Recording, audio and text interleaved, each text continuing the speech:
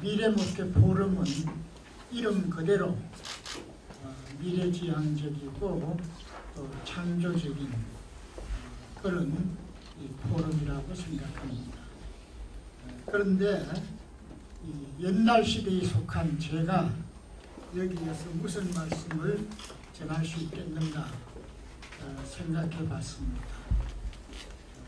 지금 코로나 사태로 대단히 어려운 시대인데 이럴수록 우리는 더욱 본래로 돌아가서 기도와 성경 말씀에 주력해야 되지 않겠는가. 그래서 이 모든 기독교의 원천은 기도와 말씀 이것이라고 생각해서 이 기초 위에서 미래목회 포럼을 발전시켜 나가는 것이 타당할 것이라 생각해서 기도와 말씀에 전무하자 그런 제목으로 말씀을 드리고자 합니다.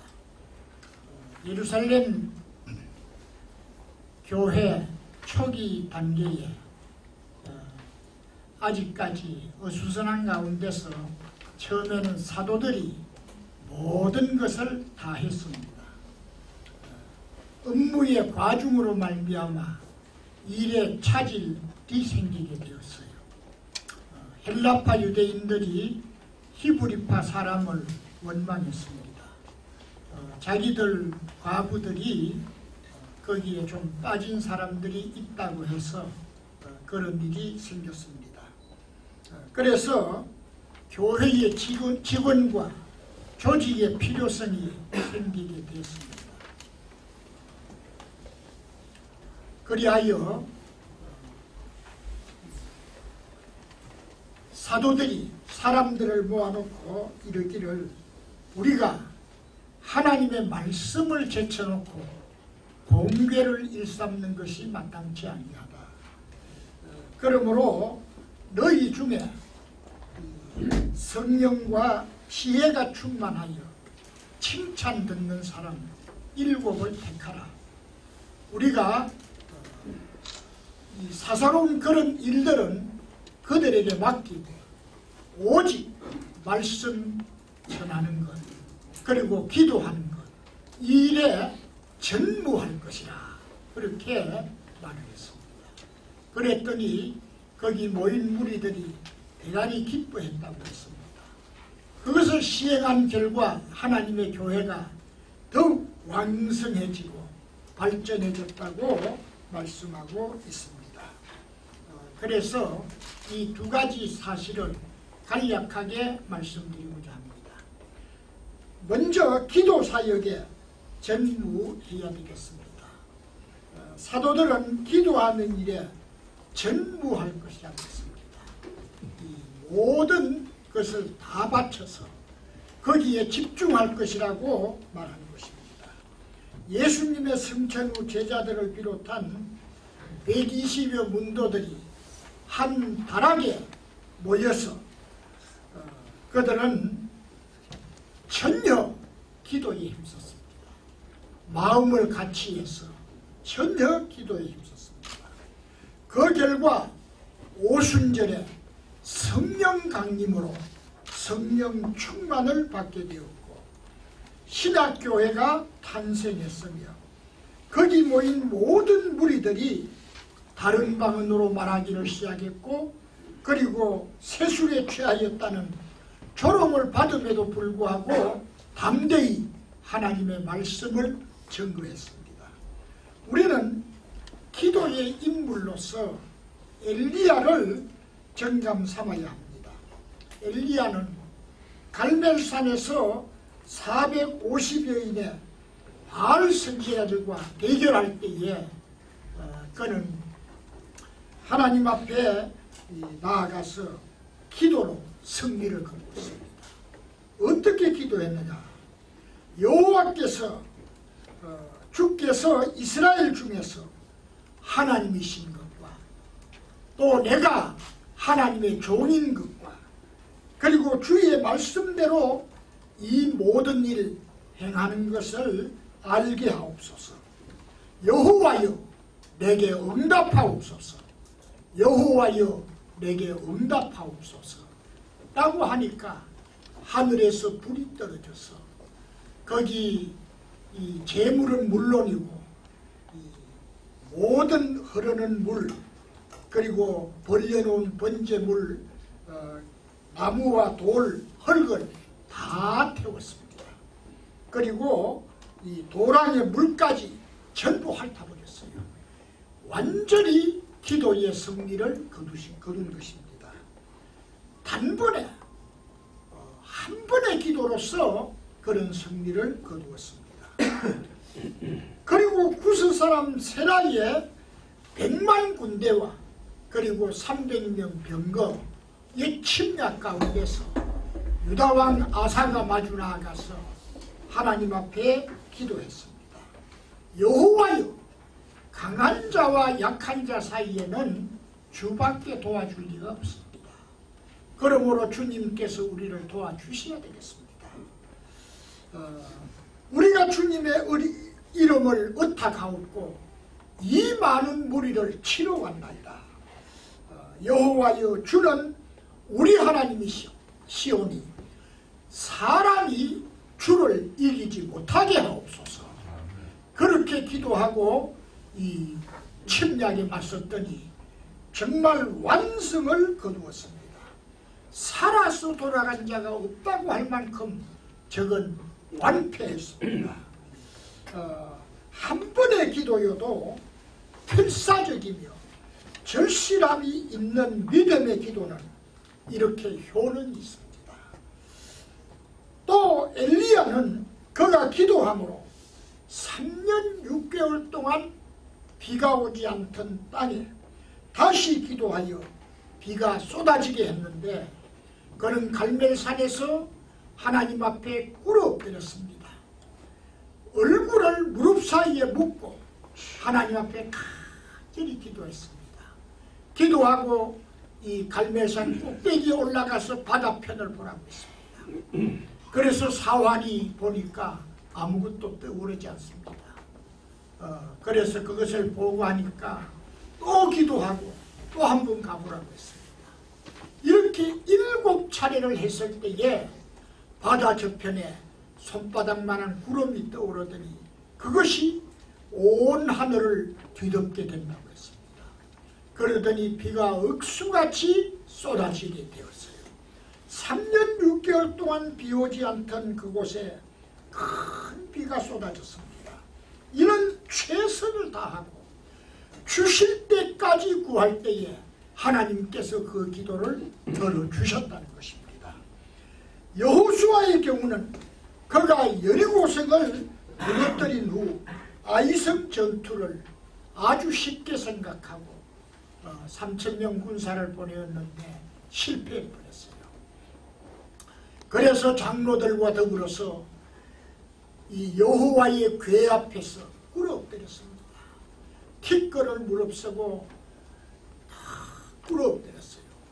우리가 무슨 잘못을 저질렀는지 그것을 가르쳐 달라고 아주 낙심된가 슬픈 심정을 하고서 그렇게 엎드렸습니다. 여호와께서 나중에 그에게 말했어요. 이것은 너희들 진중에 범죄가 있는 것이다. 그 범죄를 해결해야 한다고 했습니다. 그래서 이 여호수아가 진중에 전부 모든 것을 사실에 보니까 아간이 은금을 감추고 그리고 시날산 고급 외투를 감추고 이렇게 해가지고서 범죄한 것이 드러났습니다. 그래서 아간과 그 일가를 돌로 쳐서 진멸한 다음에 그 다음에 올라가서 그 아이성 전투 승리를 거두었던 것입니다. 여호와께서 일어나라고 할 때까지 꿇어엎드려 있었어요. 여호와의 궤 앞에 일어나라고 할 때까지 꿇어엎드려 있었습니다.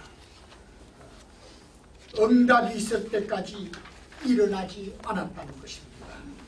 이렇게 기도란 딱 한 번의 기도라도 필사적이고 절실한 기도일 때에 응답을 받게 되고, 또한 그 기도가 한 번의 기도가 아니고 두 번, 세 번 이루어질 때까지 기도할 때에 하나님께서 반드시 그 기도를 들어주신다는 사실을 알아야 되겠습니다. 그래서 우리들도 예수님처럼 새벽에도 기도하고 밤에도 기도하고 금식하면서도 기도하고 철야하면서도 기도하고 눈물과 피땀 쏟아서도 기도해야 되겠습니다. 아무리 오늘 과학시대라고 하지만 우리가 기독교는 영성을 중심으로 하나님 앞에 기도하여서 영적인 동력을 얻지 못할 것 같으면 아무것도 안 된다는 것을 생각해야 되겠습니다. 우리는 개인적으로 기도하고 단체적으로도 기도할 것이며 골방에서도 기도하고 산에서도 기도하고 성전에서도 기도할 것이로되 믿음으로 구하고 하나님의 뜻을 구하고 정욕으로 구하지 말아야 되겠습니다. 개인적으로 가정적으로 기도가 살아나야 심령이 살게 되고 영성이 강화됩니다. 기도가 죽으면 이 심령이 죽게 되고 마귀의 정욕과 세속을 이길 수 없게 되는 것입니다. 그러므로 우리는 모두 기도 사역에 전무해야 함을 명심해야 되겠습니다.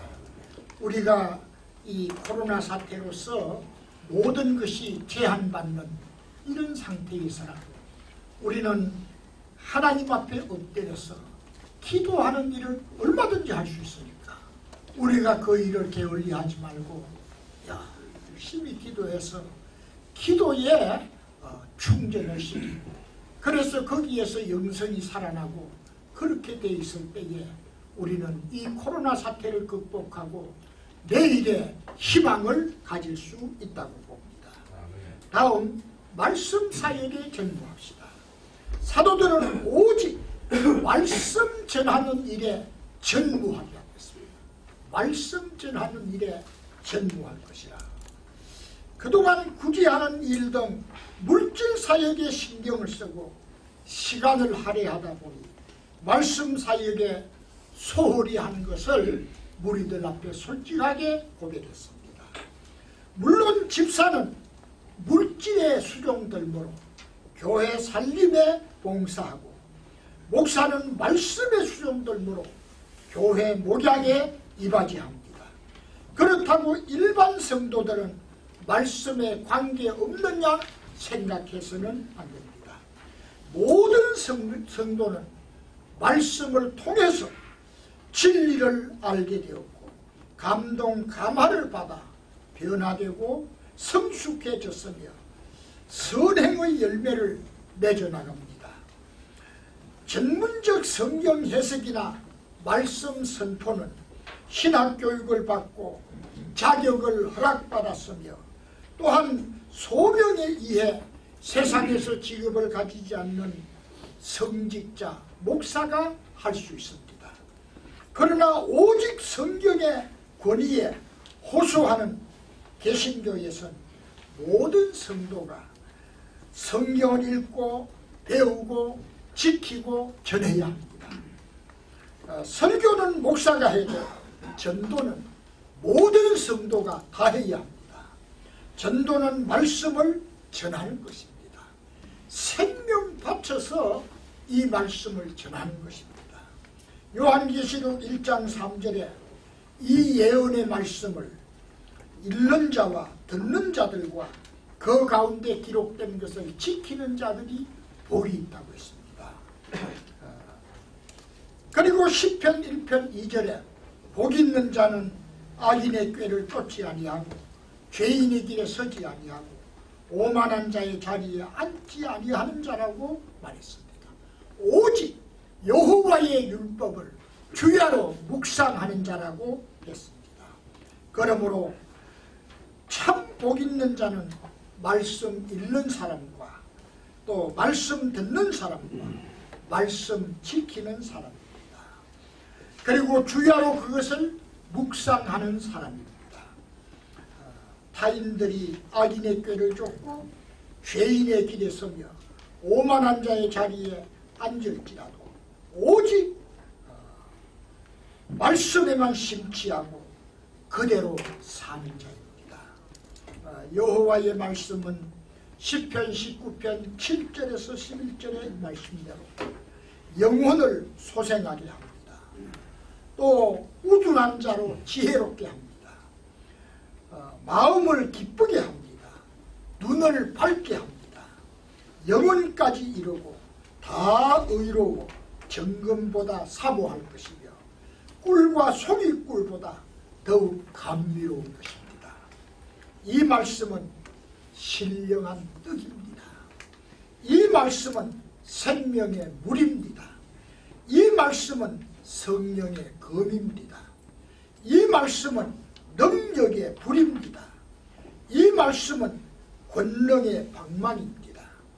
이 말씀은 진실의 거울입니다. 이 말씀은 진리의 척도입니다. 이 하나님의 말씀은 인생을 살리고 또 양육하고 이기게 하고 역사하게 하며 다스리며 깨닫게 하십니다. 우리는 성경 말씀 없이는 죽는 줄 알고 이 말씀에 파고드십시다. 이 말씀은 하나님의 말씀이요 하나님의 명령이요 또 양약이요 뜻인 줄 알고 이 말씀을 꼭 순종합시다.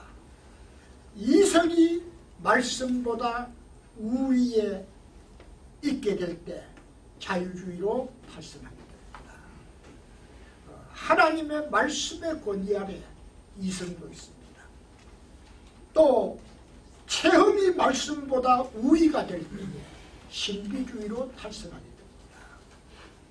그리고 정욕이 말씀보다 우위에 설 때에 세속주의로 탈선하게 됩니다. 그리고 교정이 교회 정치가 말씀보다 우위에 설 때에 교권주의로 탈선하게 됩니다. 우리 개신교는 오직 성경, 말씀의 권위 아래 있어야 되는 것입니다. 사랑하는 성도 여러분, 또 동역자 여러분, 우리는 다른 무엇보다도 기도와 말씀이 살아 사람 신앙생활, 은혜생활, 영적 생활에 필수적인 두 수레바퀴인 줄 알고서 그중 하나라도 고장나면 나의 신앙생활은 제대로 유지하기 어려운 현실임을 유념하여 말씀과 기도에 최선을 다합시다. 정말 우리가 고난당하고 예배에 어려움을 겪을 때에 이럴 때일수록 더욱 기도에 심취하고 말씀에 더욱 집중해야 되겠습니다.